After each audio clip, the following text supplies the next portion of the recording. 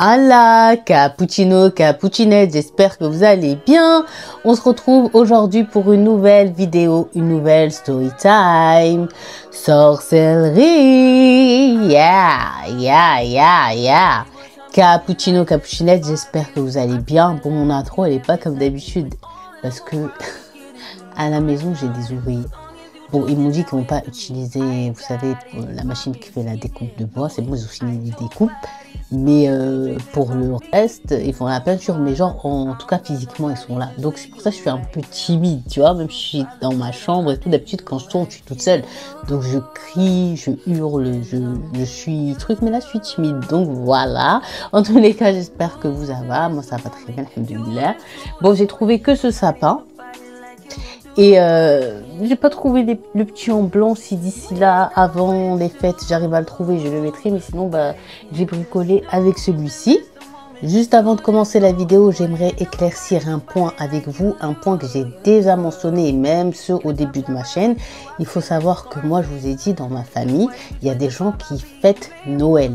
Donc, ça fait, nous aussi, on le fête avec eux. Parce que quand nous, on fête les Eid et les fêtes, dites musulmanes, aussi viennent les fêter avec nous. Et moi-même, j'ai énormément d'amis, surtout mes meilleurs amis, qui quand c'est le Ramadan, même s'ils sont pas du tout de confession musulmane, ils m'accompagnent et font le Ramadan.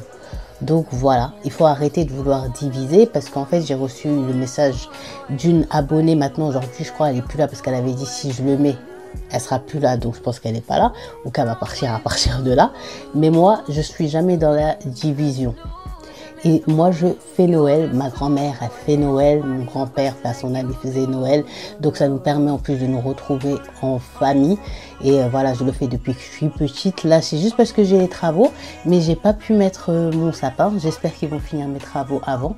Comme ça, je pourrais mettre mon petit sapin. Ça va être mes petits neveux et nièces qui vont venir le décorer et ça leur fait toujours plaisir et nous on a toujours fonctionné comme ça. Donc celui qui veut juger, franchement les jugements des gens, ça me passe au-dessus. J'ai vécu une vie bien trop difficile pour que juste ça m'atteigne, mais c'était juste histoire d'éclaircir. En plus, comme je vous l'ai dit, ici c'est une chaîne où il y a toutes les confessions religieuses. D'ailleurs, il y a un message que j'ai envie de partager avec vous.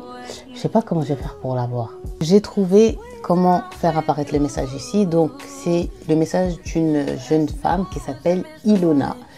Hello Izzy, j'espère que tu vas bien. Je tenais juste à te dire que j'adore ce que tu fais. J'écoute tes trades en boucle, au boulot, quand je fais le ménage, à la maison, en détente avec un bon café. Et juste, je tenais à te dire que tu as cette capacité à nous faire, du moins me faire, oublier tous les aléas du quotidien. Tu donnes de la bonne humeur, de l'apaisement, de la good vibes, quoi. Je ne suis pas de confession musulmane. Mais grâce à toi, j'apprends un peu tous les jours votre religion, vos coutumes et je trouve que c'est juste magnifique. J'écris jamais, je commente jamais. Je sais, je devrais.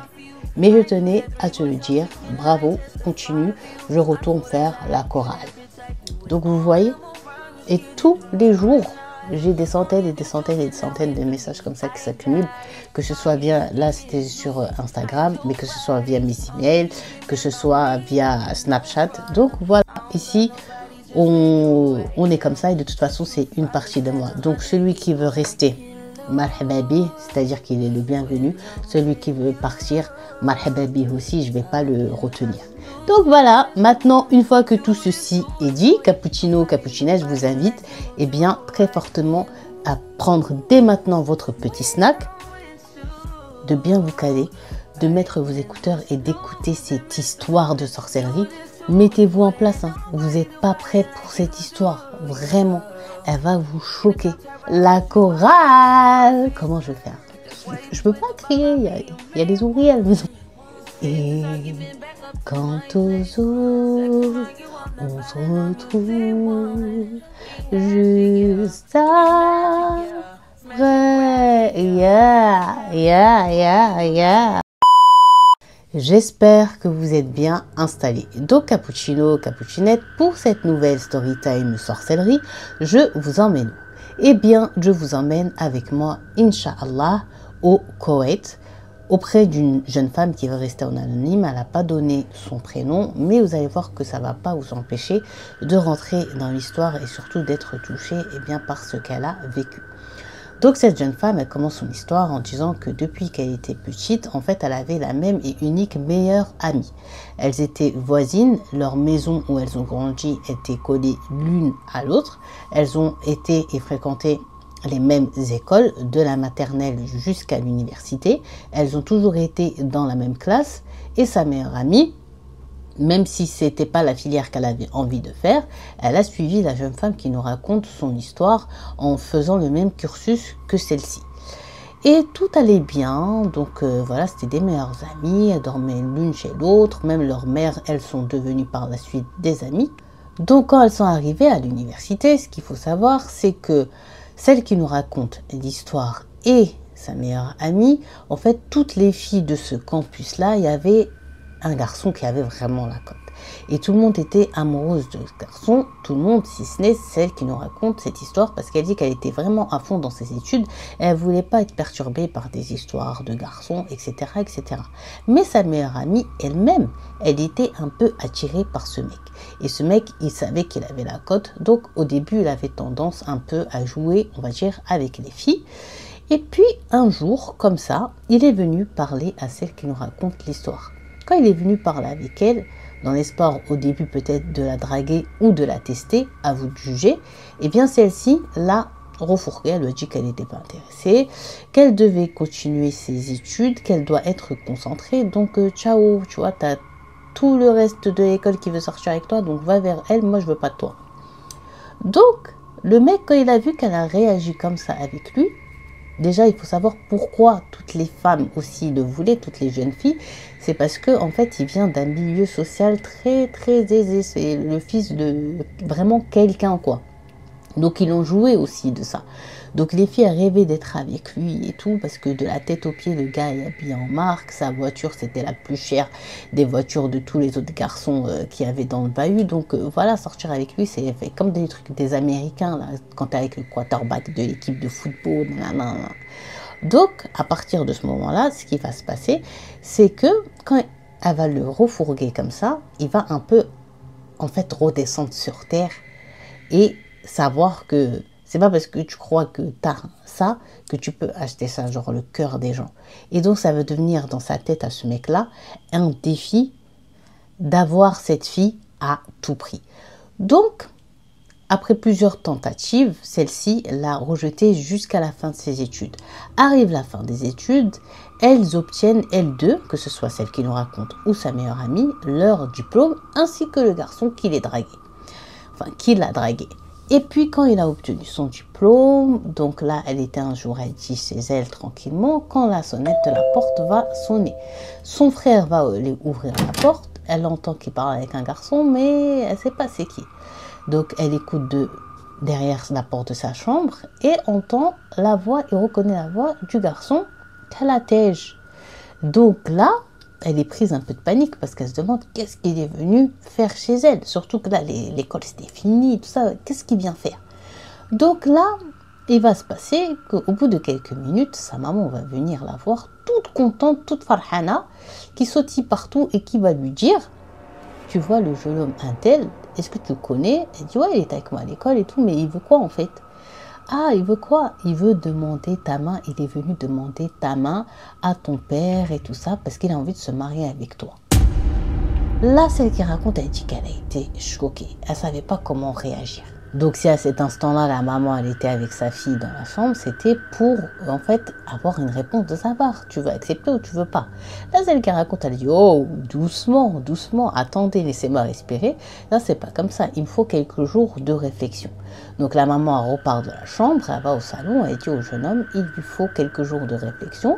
Mais Inch'Allah, j'ai cru voir quand même un sourire dans son visage. Donc à partir de ce moment-là, ce qui va se passer, c'est que celle qui nous raconte, elle en a parlé à personne et pas à sa meilleure amie.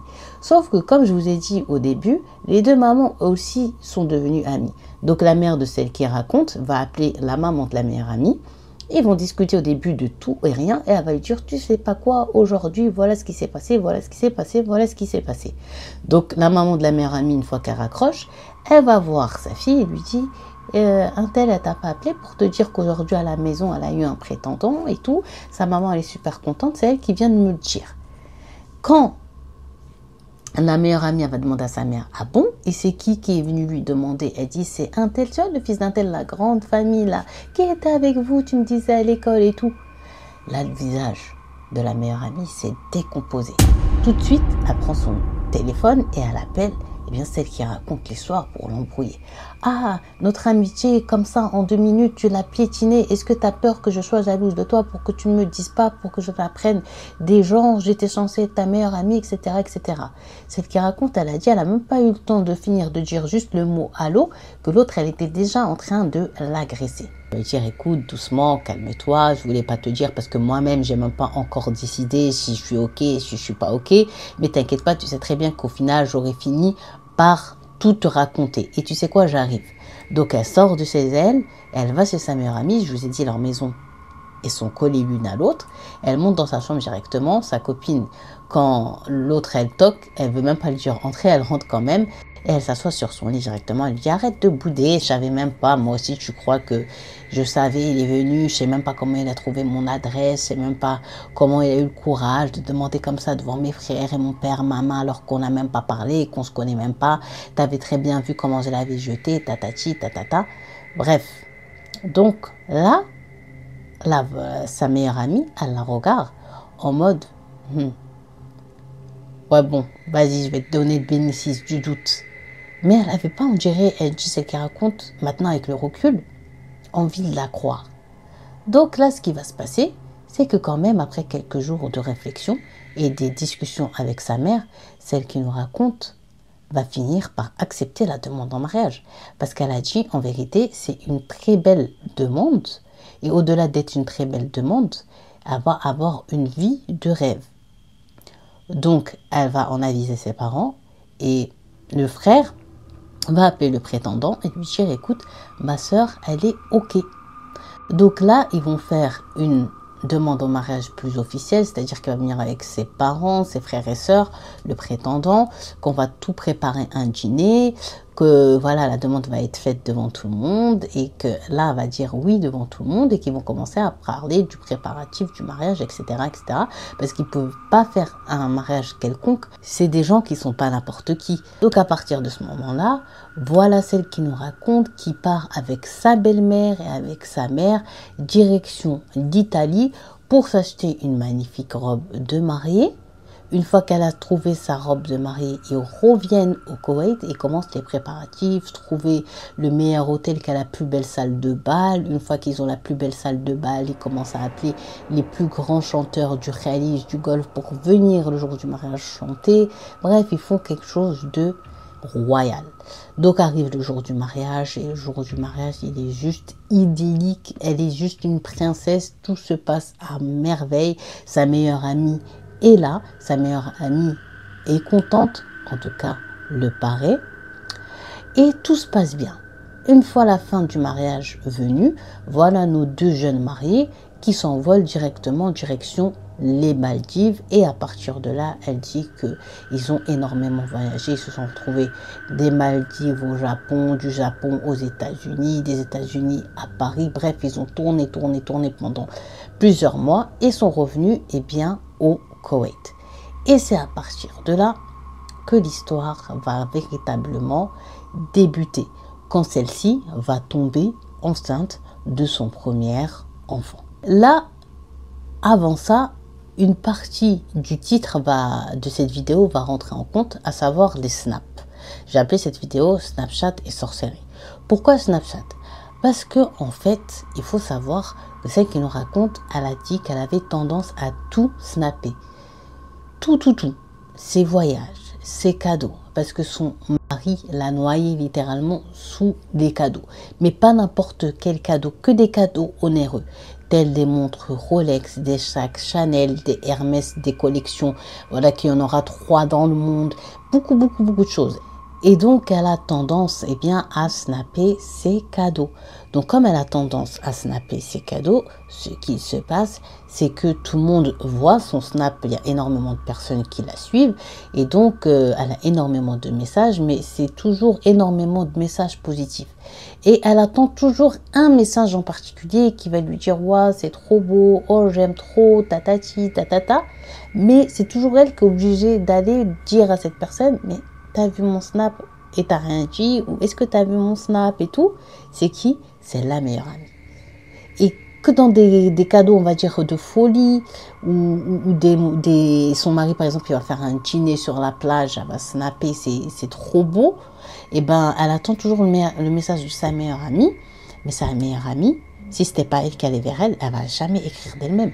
Et quand elle y allait, la réponse de ta meilleure amie, sur quelque chose qui, nous, quand on va voir, on va faire « Waouh, truc de ouf », et ben sa meilleure amie, a fait « Ah, dit, genre, ouais, c'est normal ». À chaque fois. Par contre, elle dit que c'était toujours la première et à regarder ses snaps. C'était la première. Tout le temps, tout le temps, tout le temps, tout le temps. Et elle, pourquoi en fait, celle qui raconte, elle voulait toujours la vie de son amie, c'est qu'elle dit, elle n'a pas de sœur, elle a que des frères. Et c'était pour elle sa sœur. Donc, elle s'entendait qu'elle soit contente pour elle, comme si c'est quand elle a des moments de joie et tout, ben, elle lui envoie toujours un message et tout ça. Et l'autre, c'était... Ça a commencé comme ça, avec les snaps, quoi. Je vous ai dit que celle qui nous raconte, elle est tombée enceinte. Sa grossesse, alhamdoulilah, pour elle, elle s'était très bien passée. Voilà qu'elle met au monde une magnifique petite fille. Elle était comblée, que ce soit elle et son mari. Et donc, quelques jours après la naissance, elle décide de faire un repas où il n'y a que les proches, et on va dire la seule personne extérieure qui n'a pas le même sang qu'elle, c'est sa meilleure amie. Et tellement qu'elle aimait cette meilleure amie-là, qui, elle dit, pour elle était plus une sœur qu'une meilleure amie, elle a décidé d'appeler sa petite du même prénom que celle-ci, comme une forme d'hommage, d'honneur et tout ça. Donc voilà la voisine meilleure amie qui débarque et qui est contente, en tout cas qui paraît contente, et qui vient pas du tout des mains vides, mais qui vient avec une petite fiole comme ça de creux. Je vais voir si j'en ai une. Une, elle est là, c'était dans les cadeaux du hammam que j'avais fait surprise à ma petite sœur. J'avais demandé qu'ils nous fassent des paniers comme ça personnalisés, avec que des cadeaux anciens, quoi, qu'elles mettaient les femmes d'avant. Et dedans, il y avait ça. C'était comme ça, c'était dans ça qu'il y avait le krul, c'est-à-dire le col. Comment on appelle ça? Le crayon noir. Voilà. Donc, c'était ça. Elle est venue avec une fiole like this, complètement comme celle-ci. Et ici, je sais pas, je l'ai mis où moi, mais ici, en fait, il y a un petit bouchon. Et après, en fait, c'est un morceau de bois comme ça. Et les femmes, elles faisaient comme ça le trait de noir dans leurs yeux. Et c'est ça qu'elle ramène. Et donc, quand elle lui présente ça, elle lui dit que c'est celui de sa maman. Ok, écoutez bien.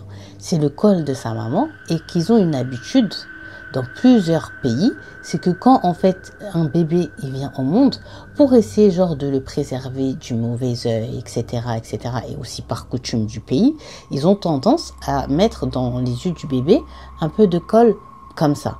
Donc, elle vient, la mère amie, avec ça, et elle dit ce que je vous ai dit à celle qui nous raconte, genre mets un peu de colle pour la préserver, Mskina, du mauvais œil, elle est tellement belle, et là les gens ils vont venir beaucoup la voir, donc ça met lui un peu de colle, et Inch'Allah sera comme ça protégée.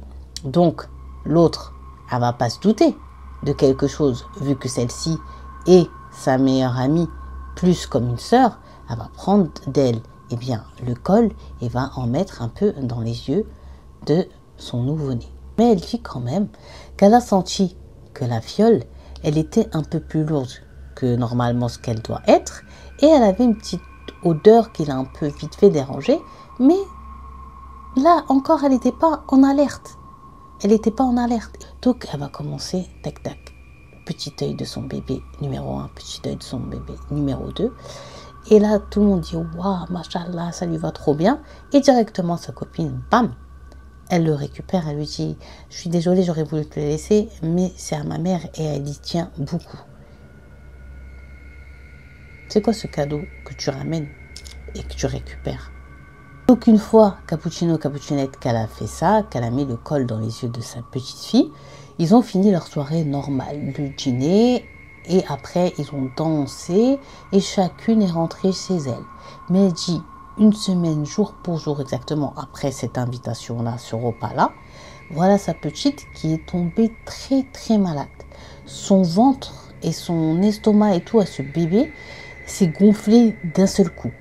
Et la petite était toujours en fièvre. Donc là, ils ont décidé de ramener la petite à l'hôpital. Le médecin, il l'a examinée et puis il a dit à celle qui nous raconte, tu sais quoi, en fait, je pense que c'est un problème dans le lait du bébé, change-lui le lait. Donc là, elle en a parlé à sa mère et sa mère, elle a commencé à lui dire, fais-lui telle plante, vous savez, qui soulage les bébés là. Je sais plus le nom. Quand ils ont mal et qu'ils ont un peu les coliques et tout ça, on leur donne ça. Et après, alhamdoulilah, ça va mieux. Et donc, elle a donné ça à sa petite, mais sa petite, plus ça allait, plus ça allait mal, jusqu'à arriver un soir où, sa petite, elle était vraiment dans le mal, mais elle a pleuré, pleuré, pleuré. À un moment donné, voilà, celle qui raconte, elle dit, j'ai senti qu'elle s'est endormie. Et elle s'était endormie. Donc, elle l'a mis dans son lit et elle-même, elle était fatiguée. Elle est allée dormir. Et elle dit le matin, comme à son habitude, quand elle se lève, elle va faire le biberon de sa petite et vient la réveiller pour lui donner un peu à manger. Et là, quand elle est partie dans le berceau avec le biberon, voilà le biberon qui tombe au sol. Pourquoi? Parce qu'elle remarque que la petite est dans la même position qu'elle l'a posée hier soir. Donc elle commence à la prendre, à la regarder. Elle est très froide, la petite, malheureusement. Et là, on comprend tous et comprend, elle aussi, celle qui nous raconte, que sa fille vient de mourir dans la nuit. Donc à partir de ce moment-là, elle dit que ça a été le premier traumatisme de sa vie.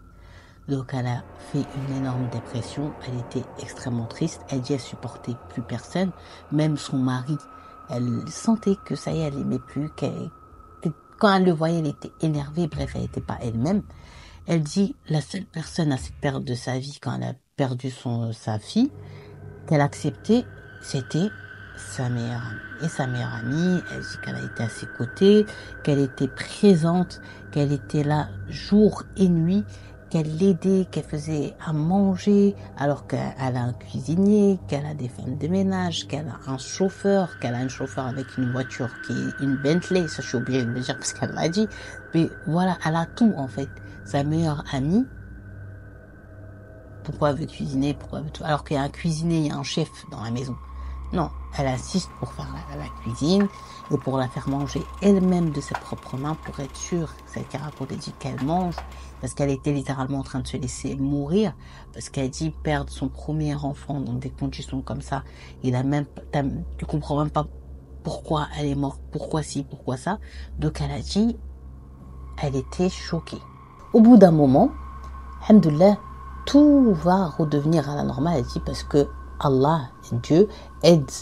Il a donné cette nisyan, ni'ma, ce bienfait qui s'appelle un peu l'oubli. Elle a commencé un peu à oublier sa fille, mais pas totalement. Mais à reprendre un peu quand même goût à la vie. Donc elle s'est rapprochée de son mari. Ils sont partis un peu quelques jours pour être ensemble. Je croyais que l'ouvrier m'avait appelé. Et un peu, en fait, sa relation de couple est redevenue à la normale. Et là, encore une heureuse nouvelle pour ce couple, après la terrible perte de la première enfant.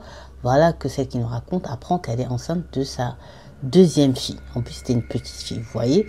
Donc là, elle était super heureuse que ce soit elle et son mari. Son mari a repris goût à la vie, elle-même a repris goût à la vie. Elle dit qu'ils ont fait ensemble la chambre de la petite, que voilà, ils ont tout préparé. C'est ouf, alhamdoulilah, elle dit, ça l'a beaucoup aidé quoi, au traumatisme de la perte de la première.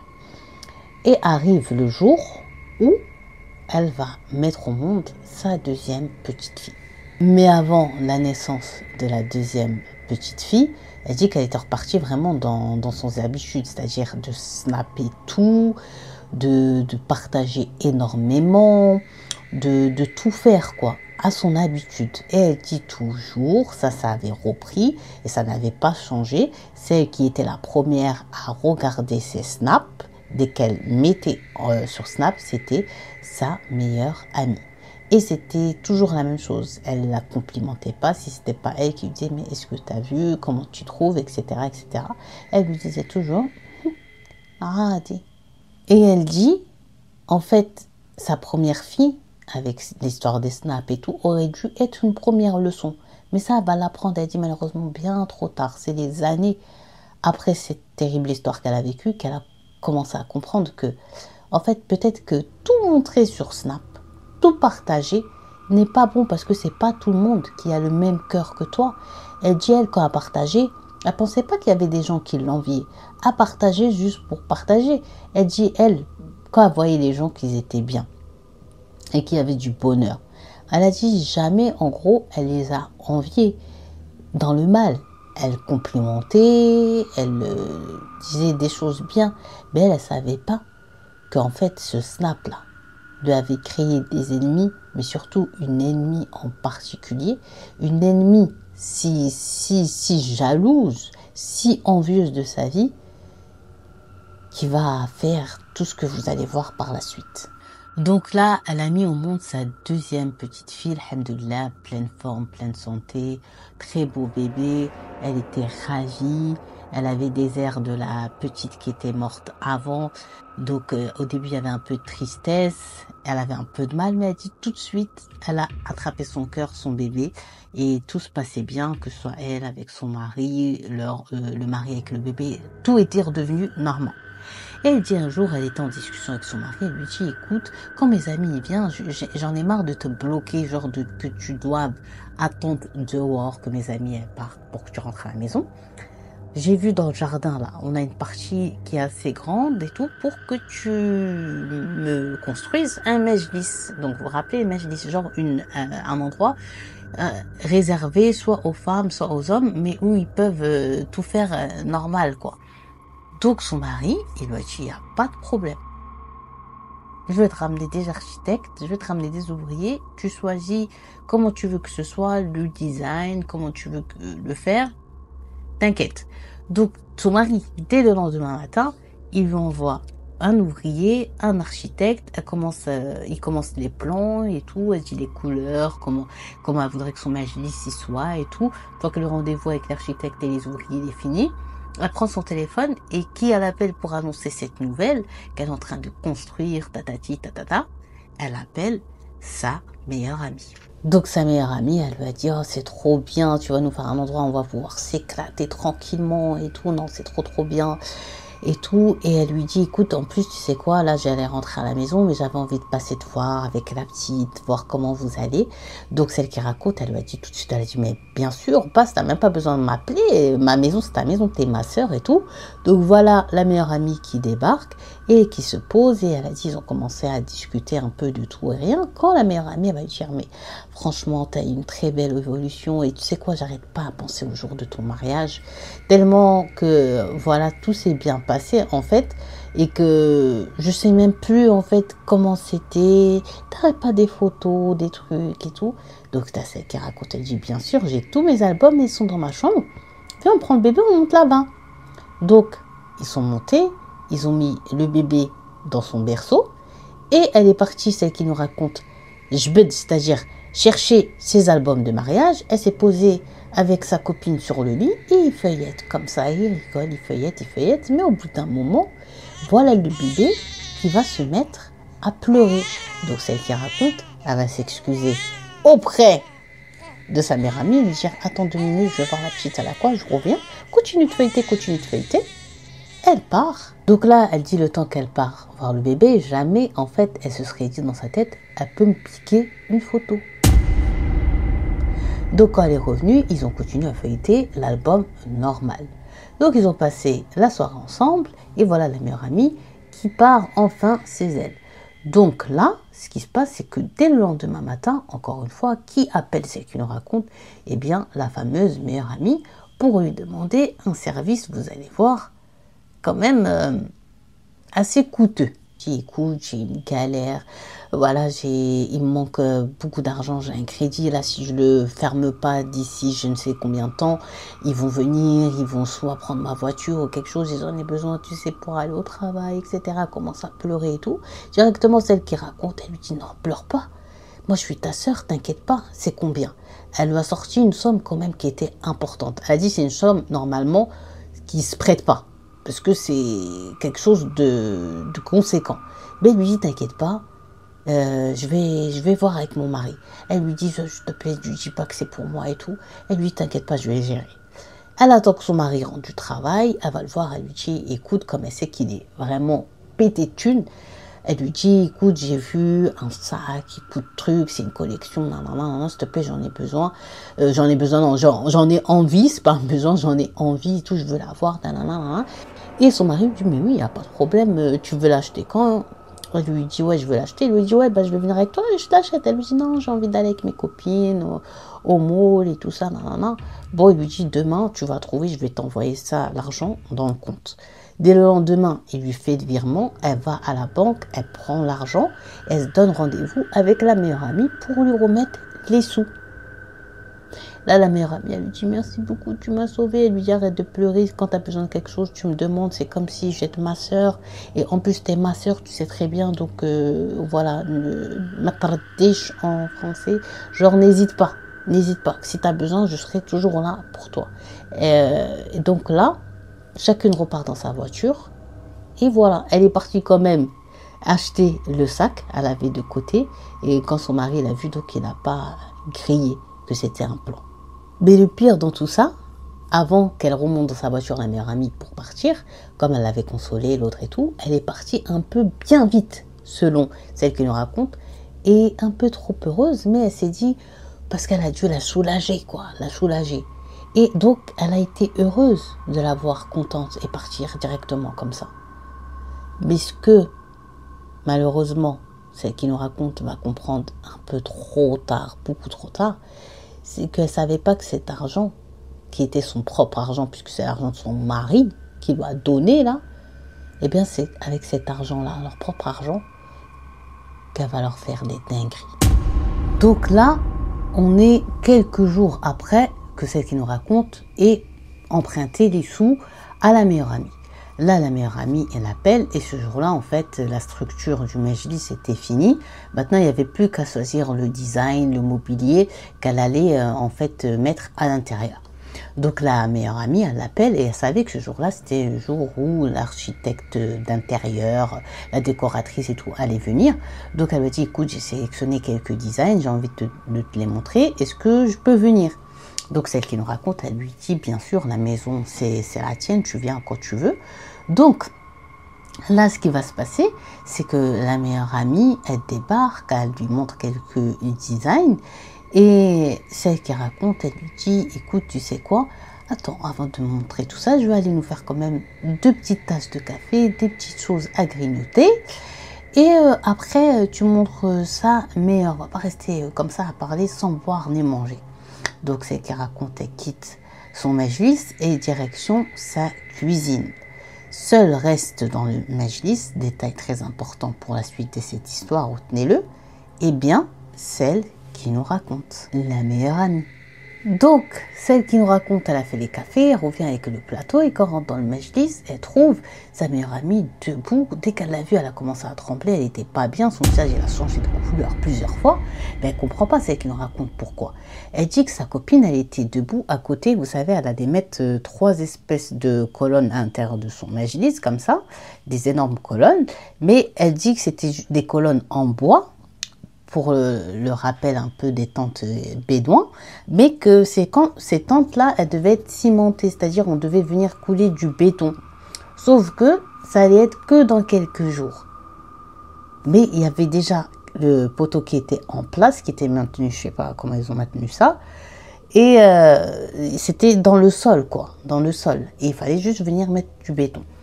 Donc là, elle a dit qu'elle a vu comme ça, elle n'a pas compris pourquoi sa copine elle a paniqué, mais très vite, sa copine elle a surréagi, elle a dit « Ah, enfin, le café, écoute, j'étais en train de regarder, de me projeter, et quand je t'ai vu, j'ai été surprise, donc là, je pense qu'on devrait faire ça, là, tu devrais mettre un rideau comme ça, là, ci, là, ça, bref. » Tout de suite après, donc directement, elle a dit, celle qui me raconte, elle n'a pas trouvé bizarre, sur le coup, l'endroit et l'emplacement où elle était. Et donc, elles vont rester comme ça à discuter, non plus maintenant dans le majlis, mais à l'intérieur de la maison, jusqu'à le soir. Elle dit jusqu'à que c'est l'heure où son mari rentre du travail. Donc, elle dit d'habitude, son mari, quand il voyait sa meilleure amie, c'était juste salam alaikum, alaikum salam, et il quitte. Il les laisse tranquilles. Mais là, elle a dit, son mari, quand il est rentré, il lui a dit salam alaikum, ça va, comment tu vas? Ah, Dani, nanana. Il a commencé à parler avec elle, à rigoler avec elle, à poser même des questions. Quand il a vu qu'elle voulait partir, il lui a dit non, pourquoi tu pars? On va commander à manger, reste manger avec nous, etc. etc. Celle qui nous raconte, elle a commencé à avoir mal à la tête parce que son mari n'a jamais été comme ça avec aucune de ses amies, même si c'est qu'elle, c'était sa meilleure amie.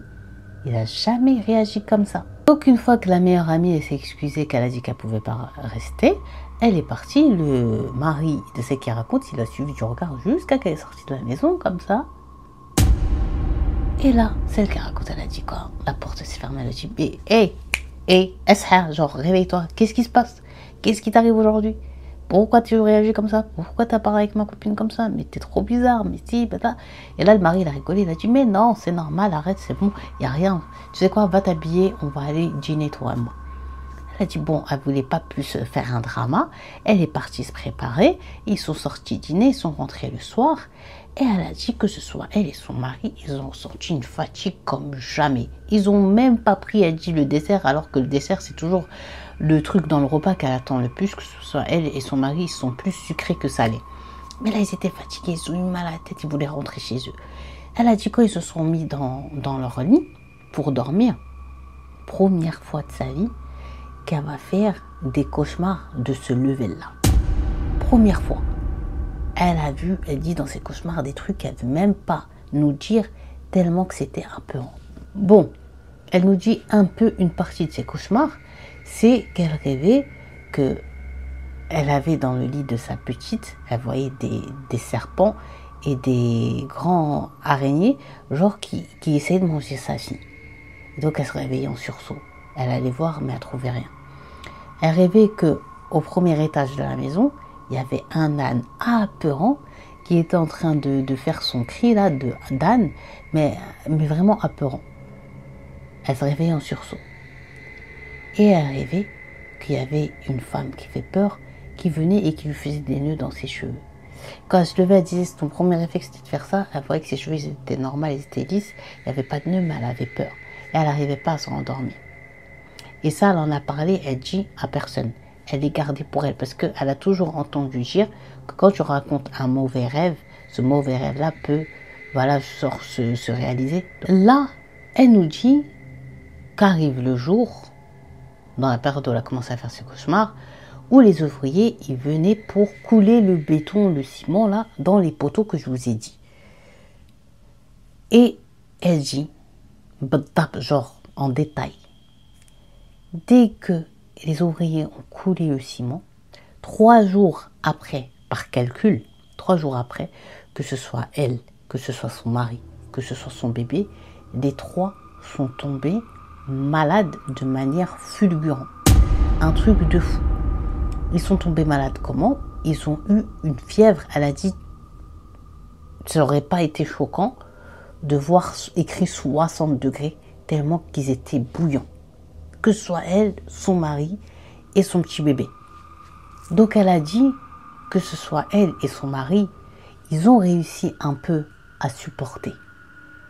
Parce qu'ils sont adultes. Mais le bébé, c'était trop pour elle. Elle ne supportait pas. Et si bien malheureusement qu'elle n'a pas supporté, voilà la deuxième petite fille Cappuccino Cappuccinette qui meurt à son tour.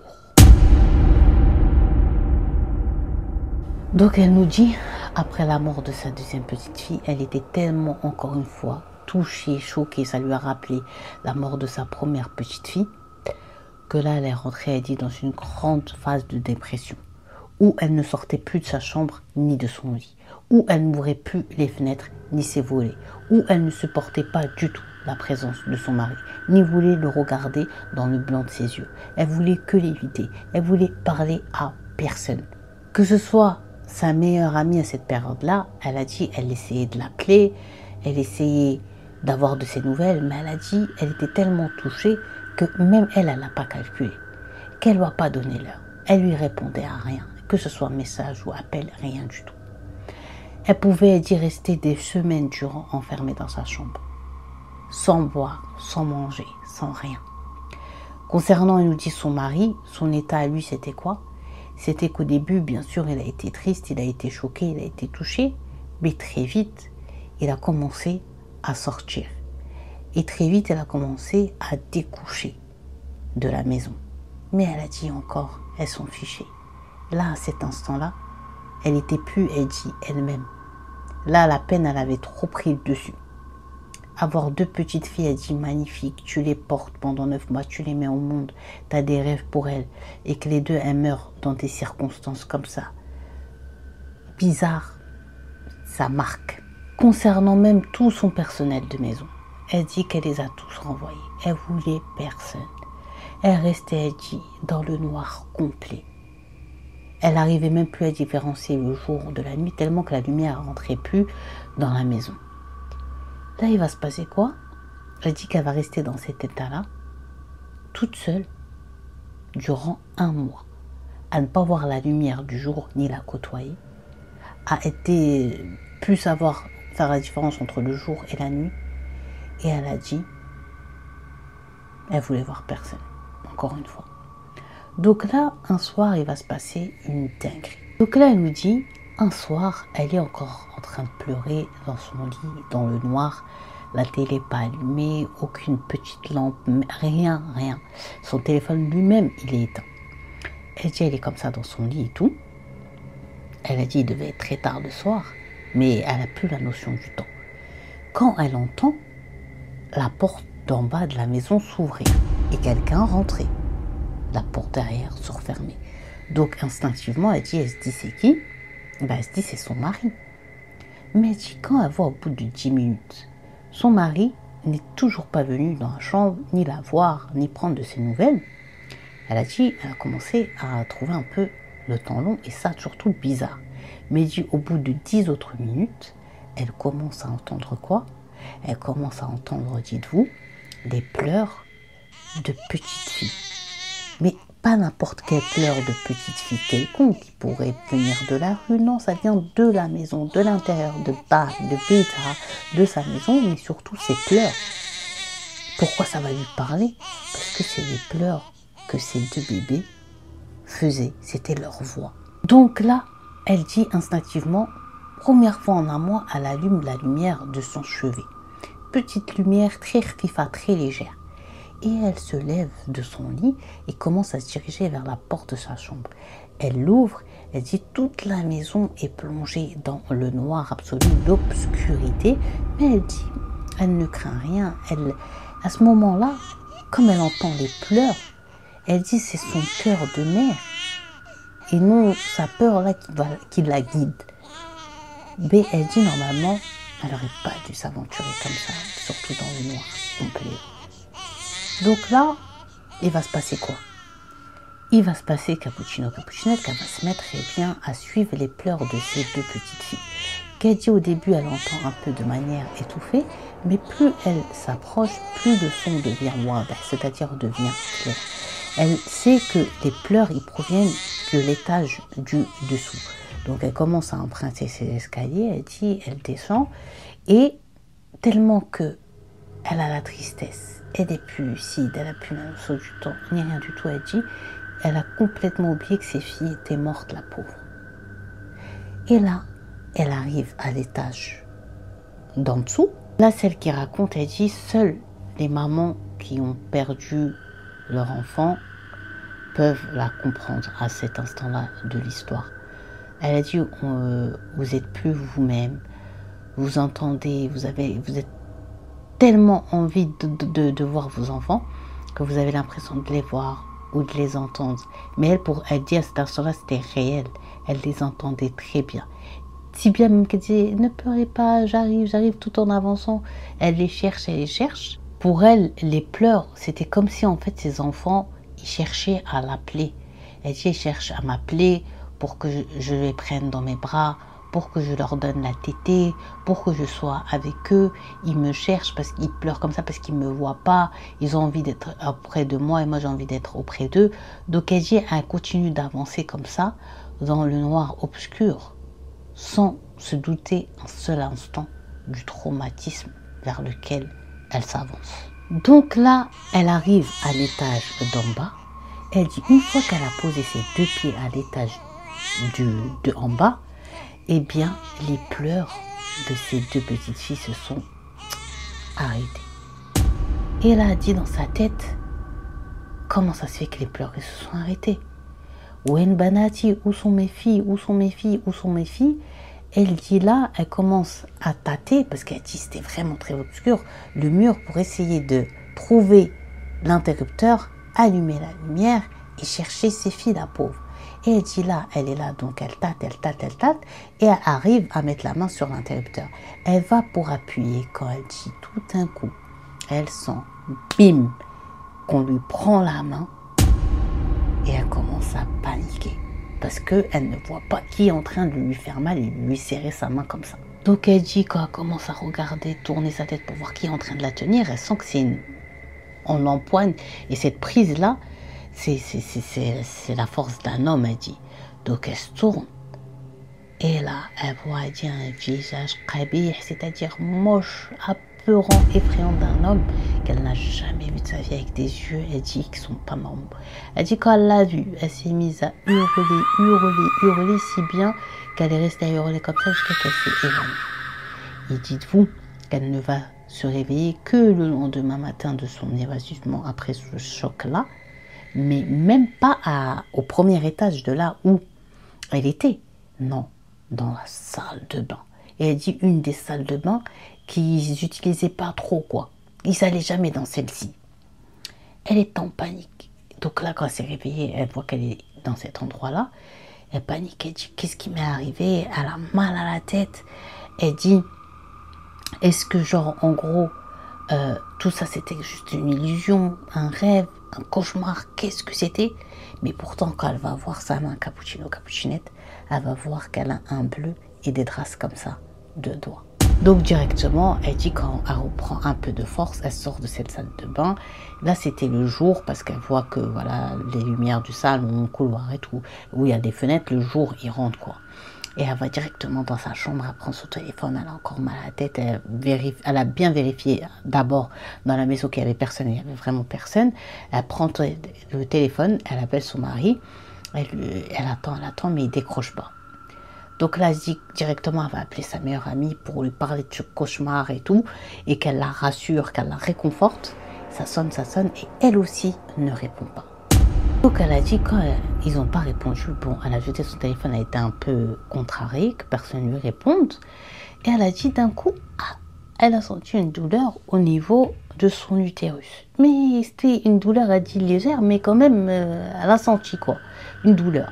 Mais elle a dit, elle n'a pas trop donné de crédit, on va dire, à cette douleur. Elle est restée, elle a fini sa journée, elle dit, comme elle la faisait depuis un mois, c'est-à-dire dans son lit. Mais là, elle avait un peu rallumé la télé, elle suivait les infos, elle savait maintenant on était quel jour, on était quelle heure, etc. Puis elle dit aux alentours de minuit, ça a Hadash, elle a eu une petite faim. Donc elle s'est dit quoi, qu'elle va descendre à la cuisine pour se faire un petit truc à grignoter. Donc elle est là, en train de se faire un petit plat et tout, cappuccinette toute seule dans cette immense maison. Elle avait renvoyé, comme je vous ai dit, tout son personnel de maison. Elle se faisait un petit truc. Et là, elle dit d'un coup d'un seul, elle entend un homme qui l'appelle par son prénom. Mais qui est la voix d'un homme qui n'est pas celle de son mari, ni de son père, ni de ses frères, ni de la famille des hommes de son mari. C'est une voix d'un homme gharib, étrange et apeurante. Donc elle a dit directement, bim, elle s'est retournée vers la porte de la cuisine et elle commence à dire, qui est là? Qui m'appelle? Qui est là? Qui m'appelle? Menou Yenadini. Menou Mojoud Mahaï, Menou, mais personne ne répond, cappuccinette. Donc elle reprend un peu sa popote, quand encore une fois cette même voix effrayante l'appelle. Donc elle repart encore dans ses questions. Menou Yenadini, qui m'appelle? Menou Mahaï, qui est avec moi? Menou, qui, mais personne ne lui répond. Donc elle décide d'éteindre le feu comme ça et de commencer, c'est-à-dire à chercher dans la maison, dans chaque recoin de la maison. Donc elle fait tout l'étage du bas, toutes les pièces qui sont dans le bas, les salles de bain, les chambres, les toilettes, les placards, rien. Elle monte à l'étage, elle cherche dans chaque recoin du recoin des recoins, mais il n'y a personne. Pourtant, elle entend de manière très claire que c'est avec elle dans la maison. En plus, le pire, c'est qu'elle dit que dès qu'elle rentrait dans une chambre, ça l'appelait d'un autre côté et quand elle y allait, il n'y avait personne. Donc, c'était en train de la rendre ouf. Donc, directement, elle a dit, elle a essayé de pas trop être en stress. Elle va dans sa chambre, elle prend son téléphone et elle appelle son mari. Donc là, elle a son mari au téléphone et quand il décroche, elle lui dit « Écoute, il faut que tu viennes, je suis en panique parce que là, elle est en train de pleurer, il y a quelqu'un avec moi dans la maison, un homme, mais je sais pas, il est où, il m'appelle et j'ai cherché partout et je le vois pas et j'ai peur et ci et ça. » Bref, normalement, son mari va dire « J'arrive tout de suite, j'arrive tout de suite. » Ou appelle la police ou quelque chose comme ça. Il lui a rien dit. Vous savez, il lui a dit quoi? La seule chose qu'il lui a dit, il lui a dit, t'es en train de t'imaginer parce que tu es toute seule à la maison, tu t'imagines entendre des fois et en plus, tu sais quoi là, il faut pas me déranger, je suis occupée et bam, il raccroche sur elle. I am shocking. Donc là, la pauvre, elle nous dit qu'elle était en mode choquée parce que son mari jamais il a réagi comme ça avec elle. Quand elle l'appelle, quand elle a besoin de lui, normalement, il paye, genre il vient, il vole. Mais là, elle était choquée. Et elle a dit, elle était tellement choquée, en train de penser, c'est quoi ce comportement, pourquoi elle a réagi comme ça avec elle, que là, la pauvre, elle va commencer à entendre du bruit de la chambre de ses petites filles. Je vous rappelle que là, on est à un peu plus de minuit. Donc là, Capuchinette, elle nous dit encore une fois que son cœur de mère, il devait aller voir. Donc là, elle sort de sa chambre, elle marche doucement et ça pleure et ça pleure. Et c'est dans la chambre de sa petite. Quand elle arrive, elle dit sur le sol, un peu avec la lumière de dehors, qui est rentrée par la fenêtre de la chambre de ses enfants. En fait, elle voit quoi? Elle voit sur le sol sa petite. Donc elle a dit, la pauvre, quand elle a vu comme ça, dans sa petite couverture, qu'elle voit sa tête et tout, elle a dit, elle est tellement choquée qu'il faut la comprendre qu'elle oublie que sa fille est morte. Elle était déjà dans un choc. Donc elle s'est avancée, elle l'a dit, elle l'a prise, elle la regarde comme ça. Binti, binti, رجعت لي, genre, ma fille est revenue, binti, binti, ya habibat mama, binti. Elle commence à être contente comme ça avec son bébé, mais là, elle fait là, la petite habibat mama, binti. Non, ne pleure pas, la chérie de maman, ne pleure pas. Et à un moment donné, elle peut mettre ses yeux dans les yeux de sa fille, quoi. Et elle descend son regard comme ça, et elle était comme ça, et là, elle va être choquée. Parce que le bébé qu'elle a dans les mains, elle a une tête avec un sourire, elle est effrayante. C'est pas un bébé ça, c'est un bébé chétana. Donc elle a dit, elle était comme ça, elle a dit, instinctivement, la peur, elle a pris dessus, elle a dit. Pour elle, c'était sa fille. Hein. Mais là, quand elle a bien vu, c'était pas du tout la tête de que ce soit le bébé numéro 1, bébé numéro 2. Qu'est-ce qu'elle a fait? Elle a dit, elle l'a pris, elle l'a balourdé, elle ne sait pas de quel côté, et elle est sortie, non pas de la pièce, mais de la maison, en hurlant, en courant, dans la rue. Donc là, la pauvre, une fois qu'elle est à l'extérieur de la maison, eh bien vite, elle va regretter d'être sortie de la maison. Déjà, elle a vu déjà la maison de l'extérieur, elle est carrément plongée dans l'obscurité, mais c'est pas ça le problème. C'est que là où son mari, il lui avait fait construire cette énorme villa, c'était pas encore rempli de personnes. Elle habite, enfin c'est pas nulle part, mais genre les gens ils sont en train de construire. Il n'y a pas encore, eux c'est les premiers du quartier on va dire. Donc là, dans sa tête aussi, elle n'a pas pris son téléphone portable avec elle. Dans sa tête aussi, ses proches, sa famille, sa maison familiale, où sont ses parents, ils sont beaucoup trop loin. Donc comment elle va faire? Qu'est-ce qu'elle peut faire? Elle a appelé son mari, il n'a même pas calculé. Donc là, la pauvre, elle va se mettre du courage et elle va nul autre avoir choix que de rentrer à l'intérieur de sa maison. Elle va courir à l'intérieur de celle-ci, monter dans sa chambre sans se retourner et fermer à l'intérieur de s'enfermer à l'intérieur de sa chambre à clé et se mettre dans son lit et plus bouger. Mais elle dit cette nuit-là, elle était horrible parce que la petite, là, le bébé qui fait peur, elle va se remettre à pleurer. Et puis à un moment donné, elle entend quelqu'un toquer à sa porte. Et à un autre moment donné, elle entend la même voix qu'elle appelait par son prénom l'appeler. Et elle entend des dames rigoler. Elle entend de la musique. Elle entend des choses qui sont en train d'être cassées au niveau de sa cuisine, comme de la vaisselle, etc. Bref, ça fait le bordel. Donc là, la pauvre, elle a dit, elle est restée toute cette nuit-là avec tous ces bruits, tous ces phénomènes étranges, toute seule, à paniquer. Et tout ça s'est arrêté une fois qu'il y a eu l'appel à la prière de l'aube, Salat al-Fajr. Une fois qu'il y a eu l'Aden, tout s'est arrêté. Mais elle dit, dans toute la soirée, dans toute cette nuit d'horreur, plus elle avançait dans le temps, plus son utérus lui faisait mal, plus les douleurs augmentaient.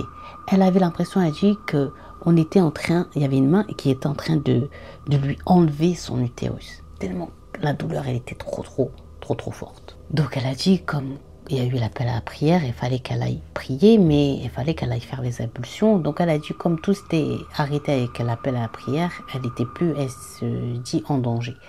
Elle sort de la chambre, elle va à la salle de bain, elle a dit, elle n'allume même pas l'eau, mais qu'elle a eu une très forte douleur et quand elle a regardé comme ça, son pyjama, elle a vu en bas qu'elle est en train de perdre énormément de sang, la peau. Et là, ça a commencé vraiment à lui faire mal. Donc elle se tient le ventre, elle a mal et elle va s'appuyer comme ça, à marcher sur le mur, jusqu'à sa chambre pour pouvoir prendre son téléphone, appeler son mari et l'appeler au secours. Mais elle n'a pas lâché l'affaire et au bout d'un moment, son mari, il va répondre un peu énervé en lui disant « Mais qu'est-ce que tu veux ?» Donc elle lui dit « Je suis en train de perdre énormément de sang, j'ai trop mal en bas du ventre, c'est à l'utérus et tout, s'il te plaît. Viens m'aider, je vais mourir. » Elle a du mal, la douleur, elle augmente et son mari va lui dire « Mais laisse-moi tranquille, tu me déranges, appelle quelqu'un de ta famille, il va te ramener à l'hôpital. Moi laisse-moi tranquille, là, je peux pas, c'est dit que j'étais occupée. » Et il raccroche. La pauvre, ce qu'elle fait, c'est qu'elle appelle sa mère. Sa mère, elle se levait tous les matins, prière de l'aube, Salat al-Fajr, elle ne la rate pas. Donc quand elle voit le numéro de sa fille qu'elle appelle à cette heure-ci, elle sait qu'il y a quelque chose de grave. Elle décroche, elle pleure, sa fille, elle lui dit « Maman, aide-moi, je suis en train de perdre tout mon sang. Je suis en train de me vider de mon sang, je me sens trop mal. Voilà, mon mari, je l'ai appelé, il ne m'a pas calculé, aide-moi. » Donc là, sa mère, elle lui dit, bouge pas, j'arrive tout de suite. Sa mère, elle vient en deux, elle rentre dans la maison, elle monte dans la chambre, elle trouve sa fille dans cet état, elle est choquée. Elle la prépare, elle l'habille, ils descendent et elle dit, c'était elle qui était en premier, la fille. Elle dit, une fois qu'elle ouvre pas la porte de la maison pour sortir, aller dans la voiture, elle voit qui en face d'elle. Elle dit comme ça, l'homme qui l'a tenue par la main qui faisait peur, directement. Et là, elle a dit, elle a fait juste un hurlement et elle s'est évanouie. Donc là, elle a dit, quand elle était en perte de connaissance comme ça, elle faisait des cauchemars bizarres. Elle rêve qu'il y a une main étrange qui fait peur, qui lui prenait son utérus et qui jouait avec ses boyaux dans son ventre. Et l'autre rêve qu'elle faisait aussi, c'était qu'il y avait des trucs bizarres qui font peur, qui portaient son mari dans un trou, qui le jetait lui et ses enfants, et elle était maintenue de force, et elle leur disait « Laissez-moi tranquille, ne les jetez pas, mais ça les jetait quand même dans ce trou-là.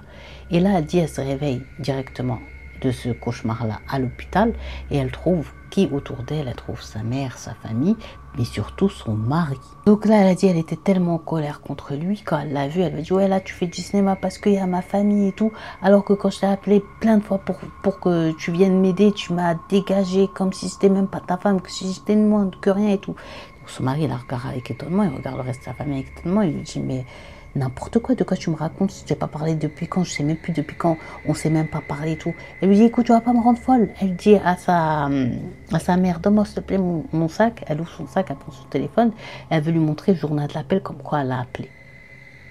Et quand elle ouvre son téléphone, elle trouve qu'elle avait fait aucun appel et son mari aussi montre à tout le monde qu'elle a reçu aucun appel de sa part. Donc là, elle a dit, elle a juré qu'elle n'a pas du tout rêvé, qu'elle a appelé son mari, qui lui a parlé, qui lui a dit qu'il ne voulait pas l'aider. Mais là, elle remarque, elle dit que ce soit dans les yeux de son mari ou les yeux des membres de sa famille, qu'ils ont un regard envers elle, un peu comme de l'empathie, de la tristesse. et qu'ils étaient tout simplement en train de se dire, elle est en train de devenir folle, et à cause de cette folie qu'elle est en train de tomber dedans, eh bien c'est la perte de ses enfants. Mais elle dit qu'elle était complètement lucide, que tout ça là, elle ne se l'est pas imaginé, que tout ça était bel et bien réel.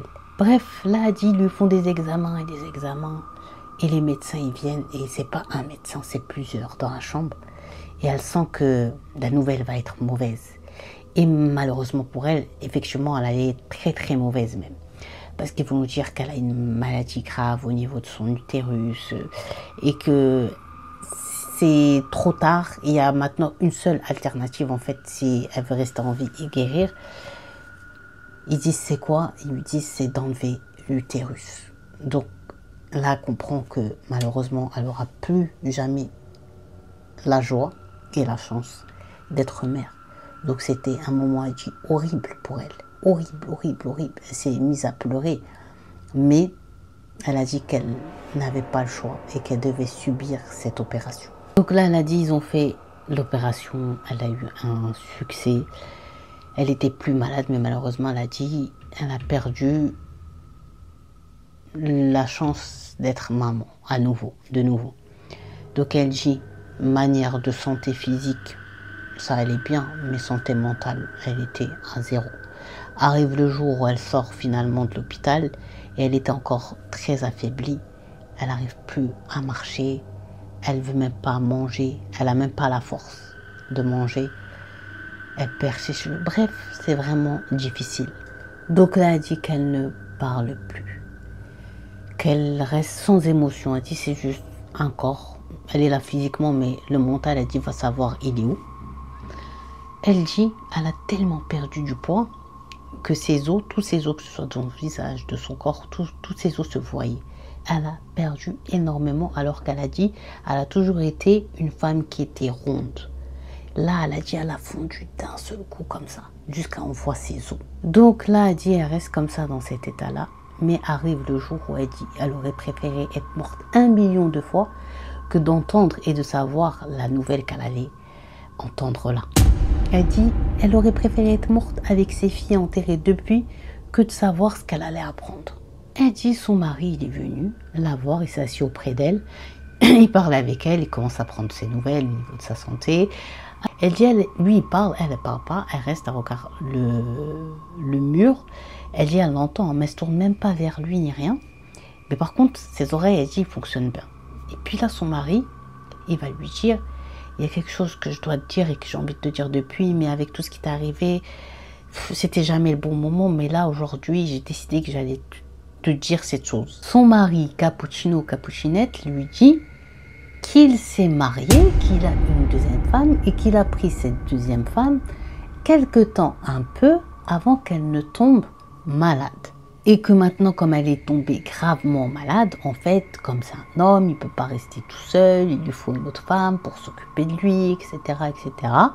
Et qu'il ne va pas la divorcer, hors de question, que ça restera toujours l'amour numéro 1 de sa vie, mais qu'en mode, il va juste prendre, il a pris cette deuxième femme, et que, en fait, il va toujours s'occuper d'elle, au niveau des soins, au niveau de payer les docteurs, les analyses, qu'elle manquera de rien, qu'elle mangera toujours à sa faim, bref, il lui dit ça, qu'il s'occupera d'elle, et que même sa femme, la nouvelle là, il va venir l'aider à s'occuper d'elle, et que, en plus qu'elle va l'aider à s'occuper d'elle, il a décidé que sa nouvelle femme allait venir s'installer avec eux dans la maison. Et qu'ils allaient vivre les trois ensemble. Et que, en fait, il lui annonce que la grande chambre, la master de la maison de la villa, en fait, elle va être réservée maintenant pour la nouvelle femme qui va venir. Toi, comme t'es malade, comme t'es fatigué, comme t'arrives plus trop à prendre des escaliers, zama, excuse quoi, on va te mettre dans la chambre d'en bas. Genre qui est une chambre, dites-vous, une chambre d'amis. Donc là, elle dit, elle est choquée, mais elle veut rien montrer à son mari. Elle veut pas lui montrer une émotion, se mettre à hurler, se mettre à pleurer. Elle a dit elle était déjà trop faible pour ça. Mais ça n'empêche qu'elle est, elle dit, choquée. Choquée qu'il ait osé prendre une deuxième femme et se marier. Et jamais elle aurait pensé que lui, il aurait fait ça. Et donc là, elle dit, ça la touche, mais elle veut toujours rien montrer. Elle reste, elle dit comme ça, genre, sans montrer aucune émotion. Elle continue en disant que cette nouvelle femme allait venir s'installer dès demain matin et qu'elle ramène le personnel de maison en entier et tout, qui vont tout déplacer ses meubles. En plus, ce sera beaucoup plus facile pour ses rendez-vous médicaux d'être à l'étage du bas que d'en haut et tout ça. Bref, elle dit, elle s'en fout, elle d'histoire d'étage et tout. Pourquoi tu me parles de ça? Là, elle, la pauvre, elle est juste bloquée sur le fait que son mari, il ait osé prendre une deuxième femme et se marier. Elle a donné son doigt à son mari et il est sorti de la chambre. Et elle a dit là, elle a eu une larme qui a coulé. Elle a dit, elle s'est endormie et quand elle a ouvert ses yeux, il était le soir maintenant. Mais elle a dit devant elle, la maison était bien calme, son mari n'était pas là, il était parti. Et elle commence à voir des choses qui se baladent dans sa chambre, qui font peur. Mais elle a dit qu'elle était tellement faible, tellement touchée par la nouvelle que son mari venait de lui annoncer, tellement beaucoup de choses en fait, aussi elle pleurait pour sa santé, qu'elle n'a pas calculé, elle n'a rien dit. Mais ça faisait vraiment peur. Elle a fermé ses yeux et elle a dit à nouveau quand elle les a rouverts, pensant que c'était juste une illusion, elle va voir assis sur sa table de chevet l'homme qui lui a fait peur, qui l'a tenu à l'interrupteur, qui était là quand elle a ouvert la porte avant d'aller à l'hôpital et qui était en train de jouer dans ses cheveux en lui faisant un sourire apeurant. Donc de nouveau la pauvre, elle referme ses yeux et les réouvre. Elle a dit, elle a des enfants devant elle, qu'elle sait pas ils sont sortis d'où, mais qui font peur, c'est pas des enfants d'humains ça, et qui s'approchent de plus en plus d'elle. Elle a dit si bien qu'elle sent leur souffle sur son visage. Mais elle dit elle avait tellement plus espoir en la vie avec tout ce qu'elle venait de traverser qu'elle a dit elle a baissé les armes, genre faites ce que vous avez envie de faire de moi, de toute façon j'ai plus espoir en rien. Et à nouveau elle va refermer ses yeux, mais là elle a dit elle s'est endormie jusqu'au lendemain matin quand elle va entendre en fait la voix de son mari qui l'appelle par son prénom, qui la réveille tout doucement. Donc elle dit elle ouvre les yeux, c'est le jour, la lumière du jour est entrée dans la chambre et elle voit son mari. Elle a dit elle était fatiguée et son mari, il va l'aider. Elle dit elle n'avait même pas la force pour s'asseoir d'elle-même. Donc il la prend, tac, il l'assoit et il lui dit écoute, je suis désolée de te réveiller mais je voulais te présenter ma femme et tout. Donc elle dit ok de la tête comme ça et il appelle, il lui dit tu peux avancer mais il dit pas de prénom. Et qui va se présenter dans la chambre? Cappuccino, Cappuccinette, de celle qui nous raconte l'histoire. Que là, elle se dit, mes filles sont mortes. Mon mari m'a trahi, il s'est marié. Il a pris une autre femme sur moi. Et là, devant moi, qui est sa femme? Pourquoi j'ai été bête? Pourquoi j'ai été trop dans la confiance? Pourquoi ci, pourquoi ça? Celle qui est devant, là, Cappuccino, Cappuccinette, c'est la meilleure amie. C'est la meilleure amie. Donc quand elle a vu, elle a dit directement. Elle se dit pourquoi j'ai plus la santé, elle voulait lui sauter dessus. Pourquoi beaucoup de choses? Elle est restée la bouche, elle dit ouverte, choquée. L'autre, elle est à l'entrée de la porte de la chambre, elle lui fait des sourires genre de cheh. Tu vois comment je me suis vengée et tout. Mais vengée de quoi, frère? Vengée de quoi? Elle n'a rien à voir si l'homme il a aimé elle, il n'a pas aimé toi. C'est le mektoub, c'est écrit. Pourquoi tu es rageuse comme ça?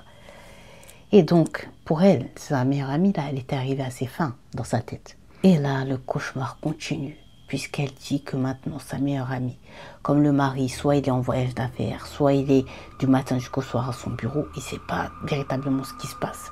Et l'autre, c'est devenu la reine de la maison, qui commande tout le monde. Donc, elle lui faisait manger qu'une seule fois par jour. Et elle dit encore, si elle avait envie, elle était de bonne humeur d'accepter qu'elle mange, ne serait-ce qu'une fois par jour.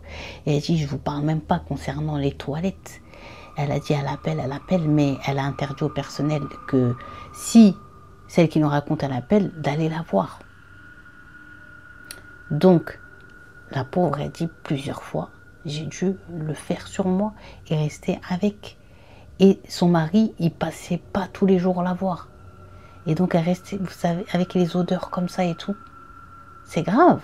Plusieurs fois, il la lavait pas pendant des jours et des jours. Ils n'allument même pas la lumière, elle dit. Elle entend son mari, elle n'a même pas la force de l'appeler pour lui dire viens me voir ou j'ai besoin d'aide ou aide-moi ou regarde comment elle me fait vivre. Rien, elle n'avait pas la force et son mari ne la calculait pas. Elle entendait dîner avec l'autre, rigoler, monter dans leur chambre et après sortir, bref, faire leur vie. Elle a dit, elle, la seule lumière qu'elle arrivait un peu à avoir à cette période-là, c'était la lumière d'un des lampadaires du jardin qui rentrait dans sa chambre. Mais sinon, elle a dit, pour eux, elle était moins respectée qu'un animal de compagnie. Donc là, elle dit un soir, elle était entre endormie et éveillée. Et elle dit, on était au plein milieu de la nuit. Et elle ne dormait plus parce qu'elle avait les odeurs sur elle, elle ne se supportait plus. C'est quelqu'un qui prenait plusieurs fois par jour la douche, qui mettait les meilleures crèmes, les meilleurs soins sur son corps, qui sentait les meilleurs parfums, les meilleurs bourroules. Donc imaginez, Miskine, là, dans quoi elle était. Et elle dit donc là, toujours pas de lumière, à part la lumière un peu du jardin qui rentre de ce lampadaire.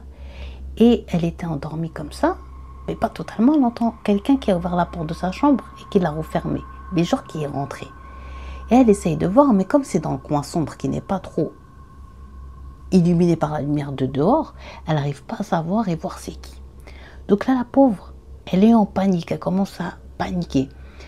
Et elle a dit, elle commence à voir que cette personne, parce qu'elle voit corporellement le corps s'avancer, mais elle n'arrive pas à avoir un visage. Et ça va un peu dans la lumière, et elle entendait le souffle. Elle dit juste le souffle, déjà ton cœur il a envie de s'arrêter.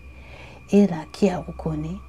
Elle reconnaît l'homme effrayant qui n'arrête pas de lui apparaître, qui s'est mis en face d'elle en train de lui faire un sourire mauvais et très effrayant. Elle a dit, elle a essayé de hurler, d'appeler à l'aide, mais c'était impossible. Elle avait tellement pas de force qu'aucun son ne sortait de sa bouche. Elle dit, c'était juste un corps avec encore l'âme à l'intérieur, mais c'est tout. Donc elle a dit, elle a essayé aussi de réciter le Coran. Elle a dit, dites-vous que Surat al-Fatiha, qu'un enfant de 3 ans, tu lui dis de la réciter, la connaît de la réciter par cœur. Elle a dit, impossible de la réciter. Impossible. Tellement qu'elle était dans la peur, tellement qu'elle a tout oublié face à cette chose effrayante. Donc là, elle a dit, il s'est approché d'elle, il a mis sa main sur son visage, ce truc effrayante, et comme s'il voulait qu'elle respire plus, quoi. Elle a dit, tellement elle était dans la panique, qu'elle s'est évanouie. Mais elle dit que dans ces évanouissements, des trucs bizarres qu'elle a fait, c'est qu'à chaque fois, elle rêvait qu'elle arrivait un peu à se rappeler de ce qu'elle rêvait. Et là, elle faisait un rêve, dernièrement, qui était le même, rien changé. C'était quoi ce rêve qu'elle faisait? C'était qu'elle voyait son mari dans son majlis, vous savez qu'il lui a fait construire, au niveau du poteau, là où elle avait grillé l'autre debout quand elle avait paniqué. Il était toujours là-bas. Donc elle voit son mari qui tourne et tourne autour de ce poteau, et là, elle voit des trucs sortir du sol comme des scarabées, des scorpions, des araignées, des serpents, que en bas de ce poteau-là. Elle dit la quantité qui sortait de ce poteau, du sol de ce poteau-là, elle a dit ça pouvait très facilement, elle dit, recouvrir toute la surface de sa maison. Donc, quand elle s'est réveillée de ce cauchemar-là, on était le matin, et encore c'était une journée cauchemar pour elle, personne n'est venu lui donner à manger, personne n'est venu la faire boire, on dirait qu'elle cherchait juste à l'assassiner, tu vois, et elle a fait encore sur elle ses besoins, et personne n'est venu la laver, ni la changer. Et elle venait la voir, elle rigolait, elle lui disait, oh tu pues, ça pue, refermez cette chambre, tatati, tatata. Et elle faisait la grande dame, elle lui montrait les cadeaux que le mari lui faisait, tatata, tatata, bref. Elle a dit c'était un jour comme un autre, maintenant elle avait pris l'habitude, et toujours pas de nouvelles de son mari, il passait toujours par la voir. Et elle dit donc cette journée de cauchemar se finit, et la nuit encore, elle va rêver, enfin cauchemarder, un rêve qui va vous marquer. Donc elle a fait un cauchemar et elle s'est levée de ce cauchemar-là. Elle avait rêvé en gros encore de ce monsieur qui faisait peur, et la porte, elle était entrouverte de sa chambre cette nuit-là. Et elle dit d'habitude elle est fermée, elle ne comprend pas pourquoi elle était entrouverte. Et elle voit la porte qui s'ouvre tout doucement, tout seul, et qui apparaît devant celle-ci, eh bien, celle qui était son amie, la meilleure amie, la sorcière. Mais avant de la voir apparaître à la porte, elle entend, elle dit, eh bien, un bébé pleurer, faire un son. Et c'était le son que son bébé numéro 2 faisait. Donc elle a dit, elle a essayé de tourner son corps et sa tête vers la porte au début, mais elle n'a pas réussi, tellement qu'elle est faible. Et elle a commencé même à dire, à insulter son corps d'être faible, d'être affaibli comme ça. Elle a dit là, elle va rentrer dans la chambre en abaya noir qui fait peur avec une tête qui n'est pas normale, mais elle reconnaît qui? Sa meilleure amie. Et qui tient comme ça, dites-vous, un bébé. Et quand elle veut voir le bébé, on dirait c'est comme sa copine, elle avait compris, elle a baissé comme ça, elle a vu la tête de sa petite fille. Mais elle va la rapprocher très vite, la meilleure amie. Eh bien, d'elle, ce bébé, et regardez ce qu'elle va faire. Sa meilleure amie comme ça qui va se mettre à manger de son bébé. Je suis désolée des détails, mais c'est trop important. Et donc elle a dit elle avait une tête bizarre et ça faisait peur à manger son bébé. Et donc là, elle a dit elle était en train de pleurer, de crier dans son fort intérieur parce que malheureusement rien ne sort comme cri de son corps, si ce n'est que les larmes. Et elle détournait son regard, mais à chaque fois où elle détournait, en fait, ça se déplaçait, cette vision qu'elle avait là. Donc elle a dit, malheureusement, elle est restée des jours à rêver, à voir de ses propres yeux, ou quand elle a endormi, tous ces trucs-là que je vous ai développés dans l'histoire. Et plus ça allait, plus en fait son état devenait vraiment faible, et plus aussi elle ne voyait plus son mari, mais l'entendait. Donc en fait, ça faisait quelques mois que sa famille, ses parents et ses frères et sœurs et tout étaient partis au Bahreïn, je crois, chez de la famille à eux, parce que je crois qu'il y avait la grand-mère paternelle qui était malade et donc ils devaient tous se déplacer là-bas. Ça fait eux, quand ils essayaient d'appeler au téléphone et qu'ils voyaient que la fille ne répondait pas, ils appelaient son mari, ils disaient ça va, et elle raccrochait comme ça vite fait. Mais le cœur de sa mère là va lui dire que sa fille elle est en danger. Donc ils ont décidé d'écourter leur séjour au Bahreïn une fois que la grand-mère a eu, pour revenir et savoir qu'est-ce qu'elle a, leur fille. Donc là, la mère et ses frères et sœurs, avec son père, ils ont débarqué. Ils ont frappé à la maison, le mari, il n'était pas là. Déjà, quand ils voient l'autre qui ouvre et qui donne des ordres et qui est la princesse de la maison, ils sont choqués. La mère, elle l'a poussée comme ça. Genre, pousse-toi, elle est où ma fille? Elle est où ma fille? Elle a dit, elle est là-bas dans sa niche, même pas dans la chambre. Ils ont ouvert la porte. Ils ont trouvé, elle a dit, elle avait des cheveux tout secs, tout dur, avec des nœuds. Son visage amaigri, des grandes cernes, toute maigre, amincie gravement comme ça. Et toutes les odeurs et tout ce qu'il y a sur le lit, d'excréments et d'urine. Et là, ils sont tous choqués. Leur fille dans ça, comme ça. Non, exactement. La mère, elle a insulté l'autre. Les frères, ils voulaient la taper. C'était vraiment la guerre mondiale. La mère, elle a pris sa fille directement, elle l'a ramenée à l'hôpital comme ça. Les infirmiers, les médecins, quand ils ont vu, ils avaient mal au cœur. Ils l'ont nettoyé très bien. Ils ont fait des analyses et tous les analyses sont sorties mauvais. Elle avait énormément d'escarres, elle avait énormément faibli, elle avait perdu même, dites-vous, quelques dents tellement qu'elle était vraiment mal en point. Donc elle est restée quelques temps à l'hôpital et là, dites-vous, ces analyses, elles ont monté et tout était bien. Mais elle parlait plus, elle était plus elle-même. Donc là, ils ont su que c'était plus médical. La mère, elle a dit, là, il lui faut un tawa, c'est-à-dire il lui faut un imam, il lui faut un cheikh pour la soigner, parce que là, sa santé, là, c'est pas normal. Donc elle nous dit là directement, son père, il a trouvé un bon imam, quelqu'un qui lui a été recommandé à 10 000%. Cette personne est venue, il a rencontré celle qui nous a raconté. Elle dit au début elle avait du mal à parler, elle savait pas trop bien s'exprimer encore parce qu'elle avait perdu même la parole et tout. Mais l'imam, il a compris, il la comprenait. Elle lui a aussi dit le rêve qu'elle faisait, qu'elle voyait son mari tourner autour du poteau et tout. Et là, l'imam, il leur a dit, écoutez, elle a une sorcellerie enterrée chez elle, à côté de ce poteau-là, en bas, sur les côtés. Bref, c'est dans ce poteau-là qu'il faudra chercher. Donc, ses frères, à celle qui nous raconte, ils ont commencé à aller voir le mari en lui disant qu'il y a une sorcellerie qui est enterrée. C'est pour ça que toi et ta femme, vous êtes plus vous-même et tout. Non, non, non, c'est pas normal. L'imam, il nous l'a dit, il faut que... c'est bon, tu te réveilles, que tu nous laisses rentrer, voir. Mais le mari, à chaque fois, elle dit, il les dégageait. Et des fois même, c'était même pas le mari, c'était sa soi-disant copine qui leur criait dessus et qui les chassait. Mais les frères, vous allez voir, ils vont pas lâcher l'affaire. Donc les frères, ils ont décidé, eh bien, d'attendre que le mari sorte pour aller au travail. Ils l'ont sauté dessus, ils l'ont tout simplement kidnappé. Ils lui ont dit, tu vas venir voir notre soeur dans quel état elle est, comme ça peut-être que ton cœur il va devenir doux et que tu auras un peu pitié d'elle et que tu vas nous laisser entrer et chercher cette sorcellerie qui a rendu notre soeur dans cet état-là. Donc ils l'ont forcé par force à rentrer dans la voiture et à aller auprès de sa femme de celle qui nous raconte et auprès de l'imam. Ben attendez, la petite information, c'est que quand il a entendu qu'il y avait un imam qui va leur lire dessus, qui va les soigner, etc., etc., le mari lui-même a commencé bien, à paniquer, à transpirer et à les insulter de tous les noms. Donc les frères ils se sont regardés entre eux et ils ont dit c'est bon. Lui-même là c'est pas lui, en fait lui aussi il est victime de sorcellerie, eh ben alors, tu vas bien venir avec nous. Donc ils l'ont, comme je vous l'ai dit, mis par force dans la voiture et direction l'imam. Donc là, ils sont arrivés dans la maison et dès que le mari a vu l'imam, pardon, il a commencé à l'insulter, à lui crier dessus. Mais l'imam, il s'est pas démonté. L'imam, il a l'habitude, il a continué à réciter comme si de rien n'était.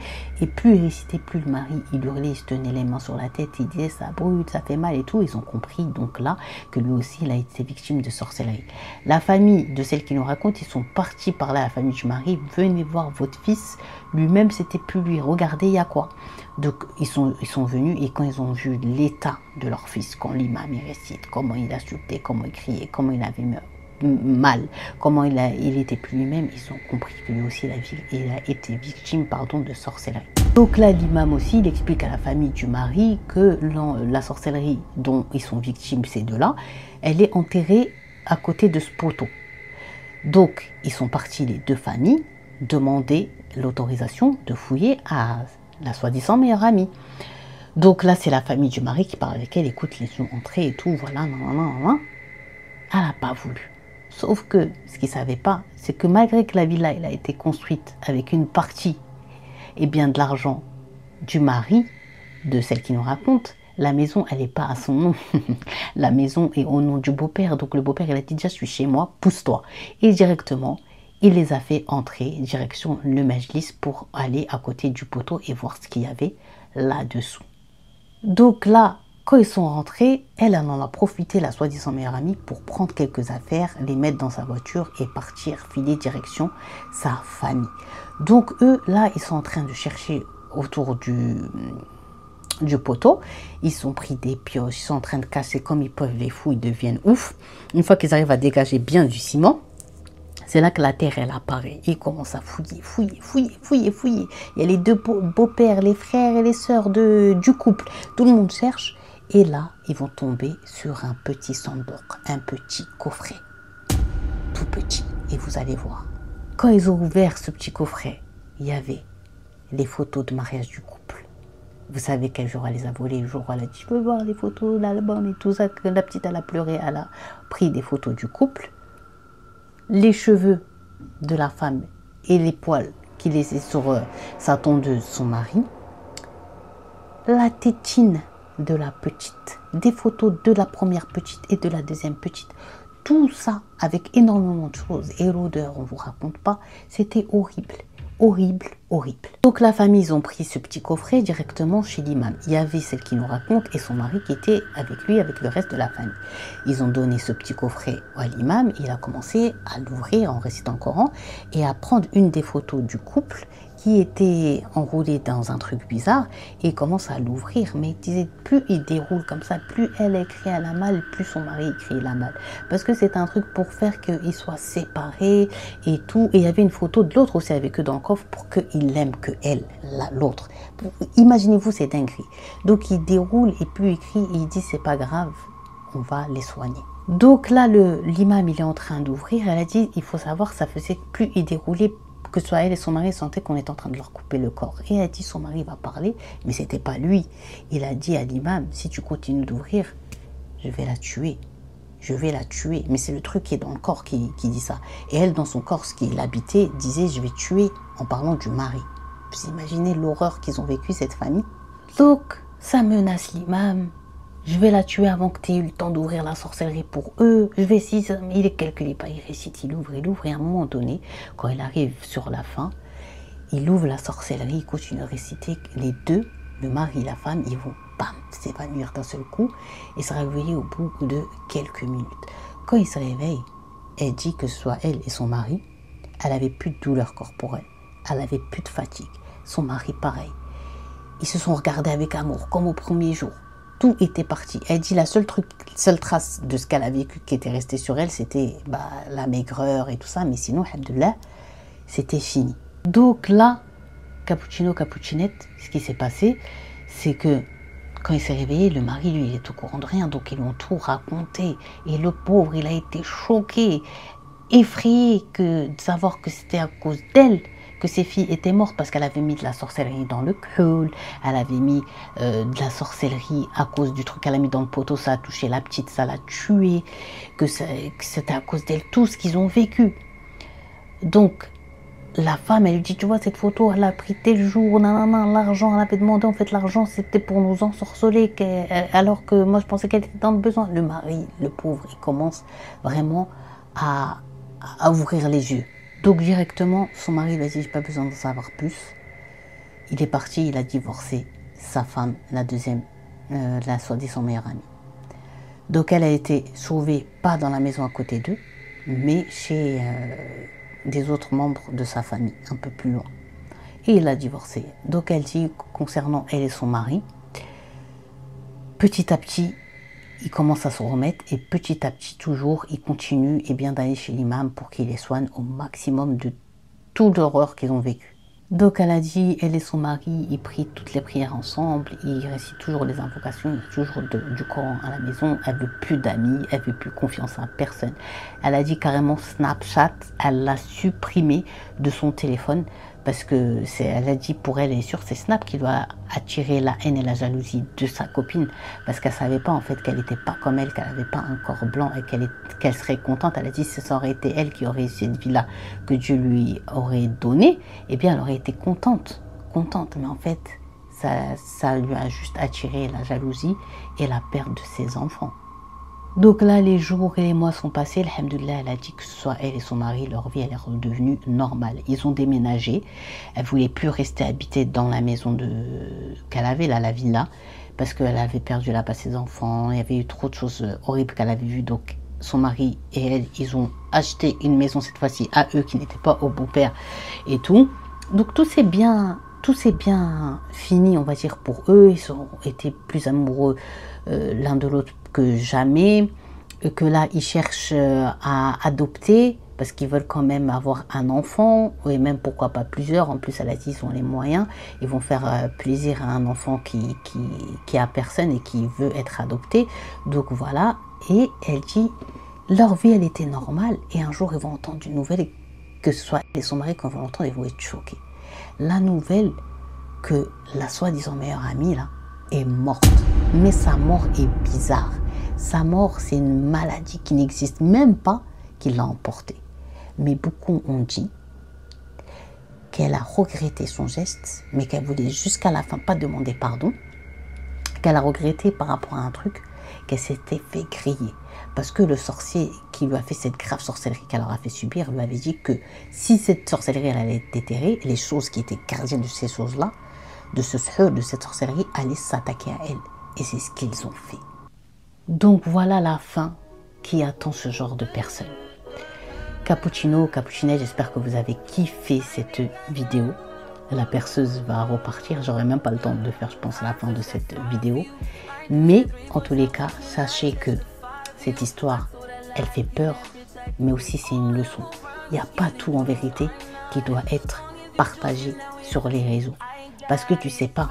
Toi, tu penses que tu partages ça parce que tu es contente ou tu es fière de toi parce que tu t'as offert quelque chose.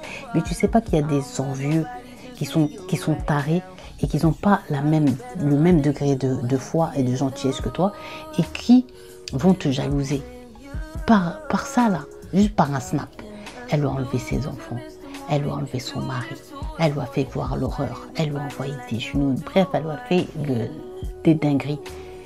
Il n'y a que Dieu qui lui a envoyé ce message-là du poteau, ce rêve-là, pour qu'il se réveille et qu'il sache. Moi-même, des fois, je me restreins à poster, à partager, parce que je sais que malheureusement, comme il y a des bons, il y a des mauvais. Et je ne veux pas partager tout, parce que malheureusement, c'est pas tout le monde qui va être heureux pour toi de la même manière que toi tu penses, ou de la manière que toi tu as envie et que tu penses qu'ils vont être contents. Il y a énormément, on est à l'époque des faux culs, excusez-moi le terme. La période de ça rigole devant toi et par derrière toi ça t'assassine comme jamais. On est à l'époque où il y a beaucoup plus de cœurs noirs que de cœurs blancs. Donc parfois, quand on me dit, mais j'aimerais bien que tu fasses des lives, mais j'aimerais bien que tu partages ta maison. Mais en fait, je me l'interdis parce que c'est pas malheureusement tout le monde qui est bon. Et c'est pas bon que tout le monde sache ce que tu as et sache ta vie, quoi. Donc voilà, faites attention.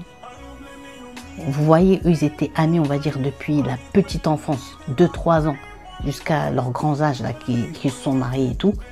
Et il y avait de la jalousie. Pourtant, l'autre, une pensait qu'elle aimait comme une sœur d'un amour sincère.